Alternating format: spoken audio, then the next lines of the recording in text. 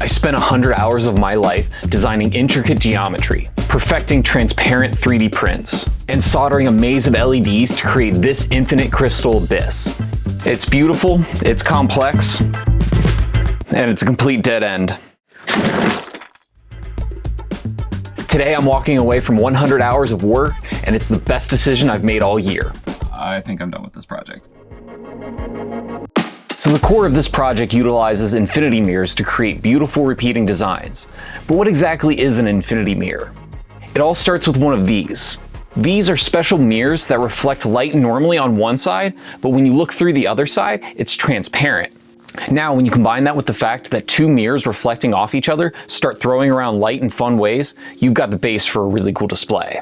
For this project, my goal is to create an infinity mirror cube similar to projects I've seen by other artists. This started out as a test of the effect, but I also have a 3D printer and a haunting desire to utilize it anywhere I can. So we're going to design a custom stand to hold our infinity mirrors. The outer cube was modeled to resemble geodes. I wanted the sculpture to feel like you were looking into a weird alien rock. I split the inner and outer sections, leaving room for my LEDs and mirrors. This way, our outer section can be printed to hide our cabling, and the inner section can be printed to create custom LED diffusers. To hold up the structure and hide my cabling, I created these tendril-like structures lifting the rock part up.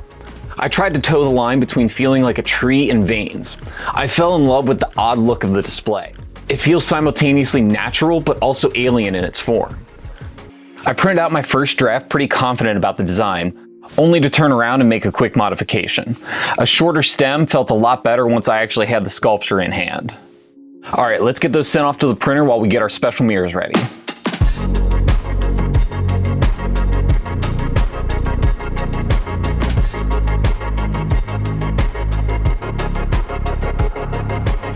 So we're using acrylic sheets and a special mirror film to create our infinity effect.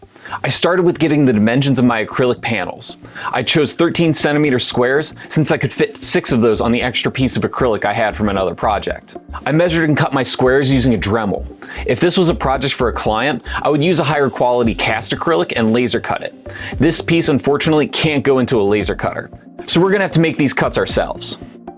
I found running the Dremel at a high speed and taking it slow along the cut yielded the best results. Masks and safety goggles throughout keep the important organs safe. With a bit of cleanup and sanding, the edges came out close enough.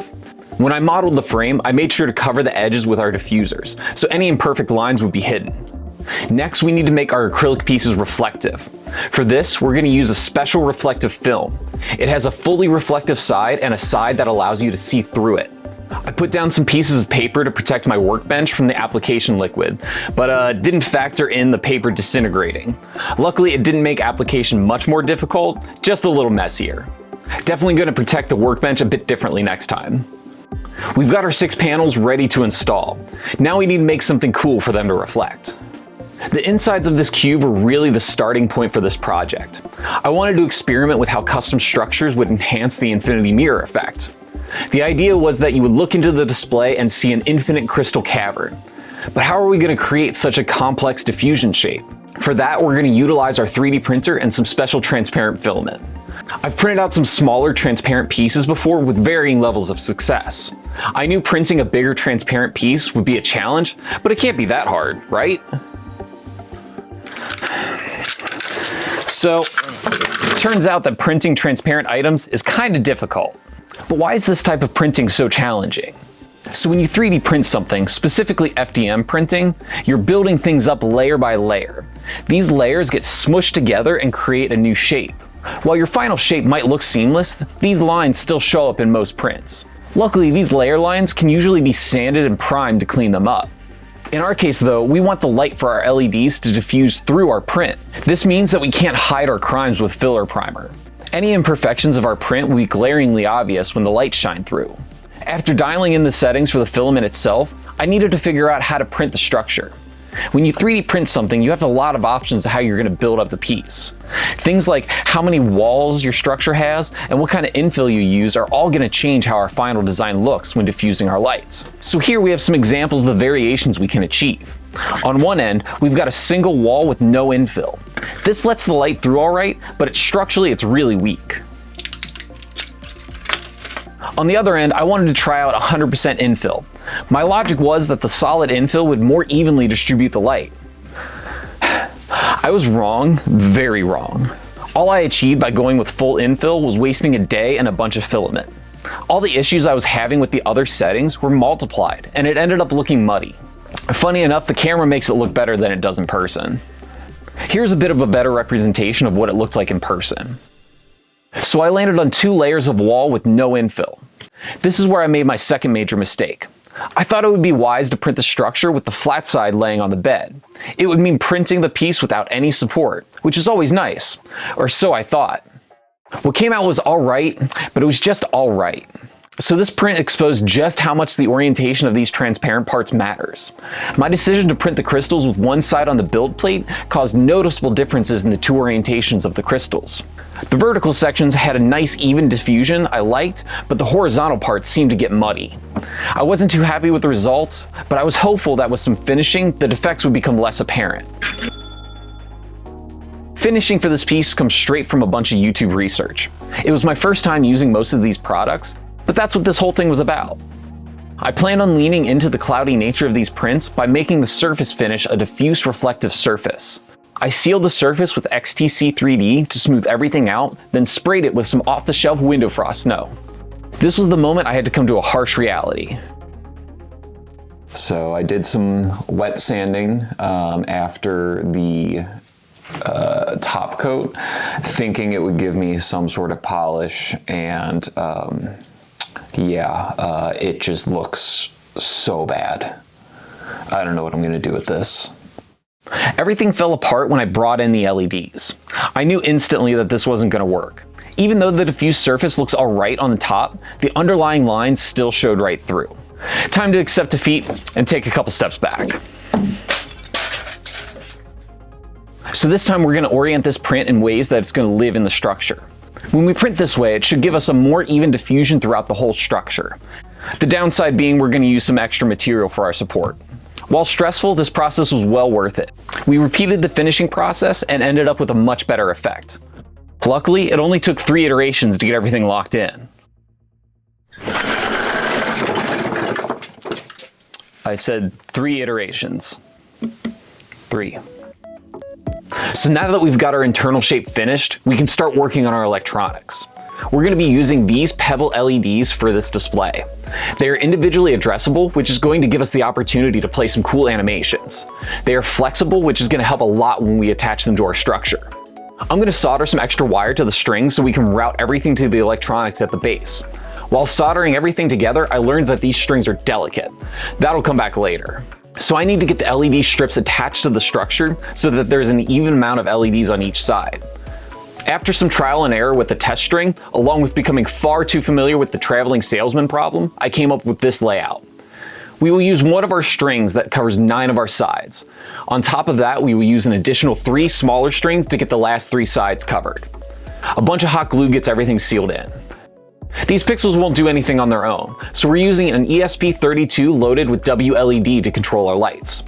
This is going to allow us to easily control the lights via an app after we've sealed everything up. Okay, now that we have our internal squared away, we can start building our main structure. Let's go get those prints off the printer. These prints came out great, although as with most 3D prints, it wasn't perfect coming off the printer. We've got some areas where the angle of the print showed some layer lines, as well as some issues where our supports made less than ideal connections. Luckily, with some sanding and filler primer, and more sanding and filler primer, and more sanding and more filler primer, I was finally able to get a nice finish. I found this black metallic spray paint that created a really cool finish. Okay, so we've got all our pieces. It's time to assemble. I had some ideas of how I wanted to put this together. When I was building the outer assembly, I separated it into different parts to assemble later. I'm going to take the internal structure and build out the outer structure around it while carefully inserting our mirrored panels. This was a very satisfying moment. I had to take a sneak peek of the effect.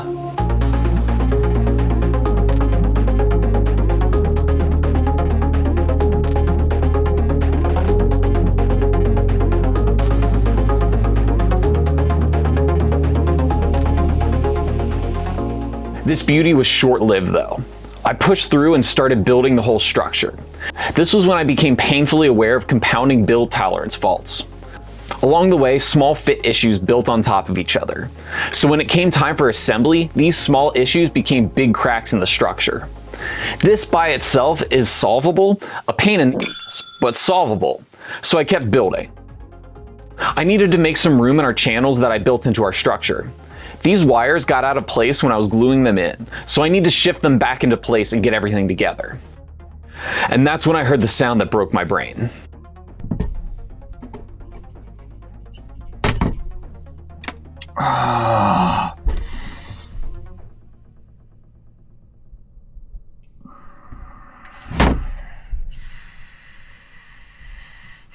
So you remember those small wires that connect the LEDs? Yeah, I may have gotten a little too rough with them. I just broke the cable to one of my LEDs that is buried in there. You can show it to that one too. It's buried in there. I think I'm done with this project. Now we get to what this video is really about. Throughout building this entire project, there were struggles at every turn. Projects have struggles, and it's good to work through those challenges. That's what allows any creator to become a great creator. But there is a point where pushing forward is not the answer. Sometimes it's better to know when something is a lost cause. But just because I'm putting this project down rather harshly, doesn't mean that it was a waste. Quite the opposite. During this project, I refined my 3D modeling skills, learned a multitude of new 3D printing techniques, practiced finishing and painting, built custom electronics, and so much more. These skills are coming with me, and I've got some ideas on how to use them. Make sure to subscribe to the channel and see what comes next.